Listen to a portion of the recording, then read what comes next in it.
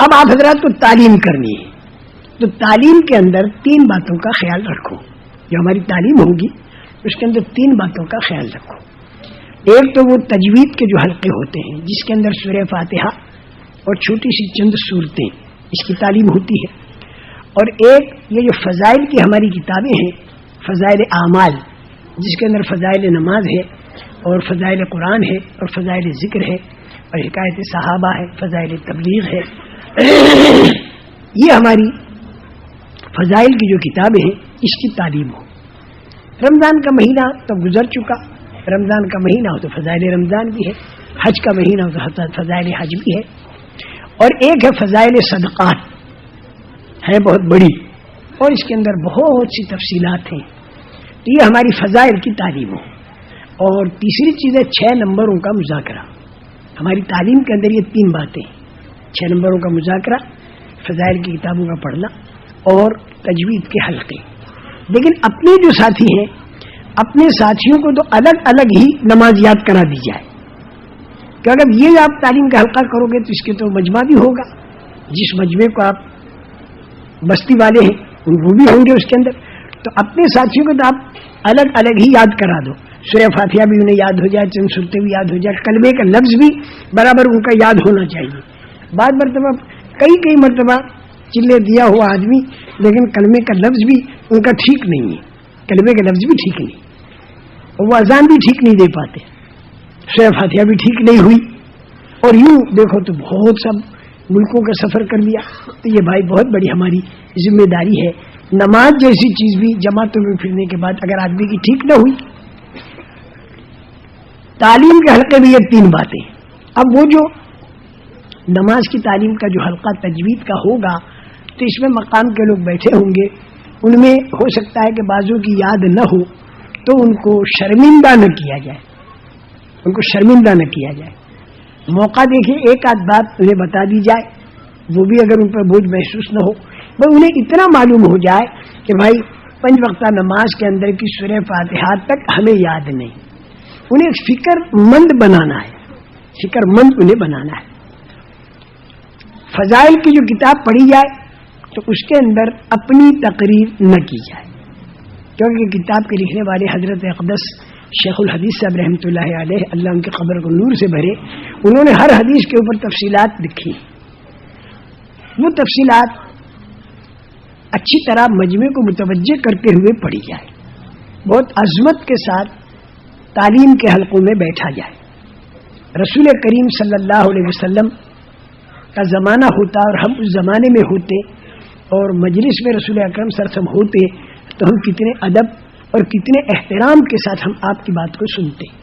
تو آپ تو قبر مبارک میں ہیں لیکن بات تو آپ کی ہے, وہ تو بہت عظمت کے ساتھ جتنا ہم بات کو سنیں گے, تعلیم میں بیٹھیں گے تو دلوں کے اندر انشاءاللہ ایمان کا نور اترے گا جو ہمیں عمل پر ڈال دے گا. یہ بہت ضروری ہے. لیکن پڑھنے والا جو ہے نا وہ ذرا میں بے تکلف عرض کروں گا کہ پڑھنے والا ذرا جو اسے کتاب کے اندر سے پڑھنا ہے تو ذرا بھائی, کیونکہ بہت کچے پڑھے ہوئے بیچارے ہوتے ہیں, تو ذرا اس کا پہلے سے مطالعہ بھی کر لے, مطالعہ پہلے سے اسے دیکھ لے تاکہ پڑھنے کے وقت میں ذرا اچھی طرح سے وہ پڑھ سکے, غلط نہ پڑھے.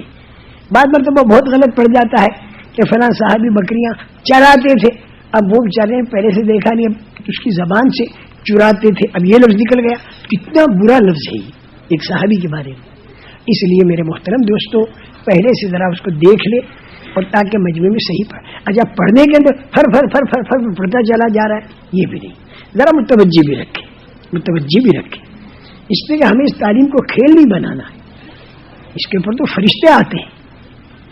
اور تیسری چیز ہے 6 نمبروں کا مذاکرہ. ہمارے ساتھی 6 نمبروں کا مذاکرہ, اور ہر ایک کی اپنی اپنی حیثیت ہوتی ہے. 6 نمبر بیان کیسے کریں بھائی, اس کے اوپر تو ہم الفاظ پر پابندی نہیں کر سکتے. بالکل رہنا 6 نمبر کے اندر ہوگا. ہر آدمی اپنی اپنی صلاحیت کے اعتبار سے اور سمجھ کے اعتبار سے ان 6 نمبروں کو بیان کرے گا. برما سے خط حضرت جی دامت برکاتہم پر آیا کہ ہمیں لفظ معین کر کے بتا دو کہ ہم 6 نمبروں کے اندر کیا کیا کہیں. حضرت جی نے فرمایا کہ میرے ہی ہاتھ سے خط لکھوا, اس زمانے میں بھی خط لکھا کرتا تھا, فرمایا بھائی ایک ایک نمبر ایک سمندر ہے. اب غوطہ مار کے جتنے موتی اندر آدمی نکالے رہے 6 نمبر کے اندر. ہر ایک کی اپنی اپنی نوعیت ہے، اس کے اعتبار سے 6 نمبر بیان کرے گا وہ. تو لفظوں کے اندر ہم اسے محدود نہیں کر سکتے، لیکن رہنا ہمیں 6 نمبر کے اندر. تو اس لیے تعلیم کے اندر ان چند باتوں کا خیال رکھا جائے. اچھا، عمومی گشت ہے، بہت ہی ترقی ہے عمومی گشت کے اندر، بہت ہی ترقی ہے. اس کو ریڑھ کی ہڈی بتاتے ہیں ہمارے بڑے. عمومی گشت کو، عمومی گشت کے لیے آپ کو اگر مغرب کی نماز کے بعد بیان کرنا ہے اور عصر کی نماز اور مغرب کی نماز میں کوئی زیادہ فاصلہ نہیں ہے، جیسے کہ 2 مصرے کے بعد جہاں نماز پڑھی جاتی ہے، تو وہاں پر عصر کی نماز کے وقت ہی اعلان کر دیا جائے کہ بھائی، یعنی ان سے وقت لیا جائے عشاء تک کا، عصر سے عشاء تک کا ان سے وقت لے لیا جائے.